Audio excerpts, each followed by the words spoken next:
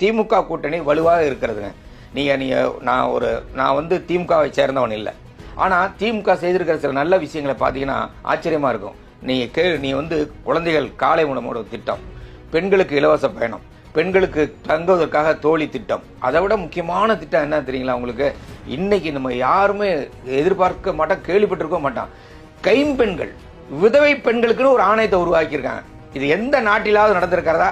எந்த மாநிலத்திலாவது நடந்திருக்கிறதா? அப்ப இந்த திட்டங்கள் தான் பேசும்.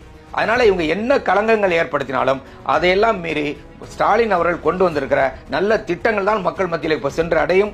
அது மட்டும் இல்லாம அந்த பெண் குழந்தைகளை படிக்க வைப்பதற்கான திட்டம், அதே மாதிரி பெண் குழந்தைங்களுக்கு 1000 ரூபாய் கொடுத்தோன்னா பசங்களாம் கேட்டாங்க, ஏங்க நாங்களாம் படிக்க வேணும், ஆண்களுக்கும் அதே மாதிரி ஒரு திட்டம், பல்வேறு திட்டங்களை கொடுத்திருக்காங்க.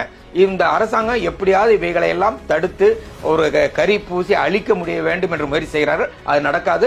மக்கள் மத்தியில் இந்த திட்டங்கள் நன்றாக போய் சேர்ந்து கொண்டிருக்கிறது. ஒவ்வொரு குடும்பத்திலும் ஒரு பெண் பயனடைந்தவராகத்தான் இருக்கிறார். அதனால் நீங்க என்ன பிரச்சாரம் செய்தாலும் இந்த பிரச்சாரங்கள் எடுபடாது.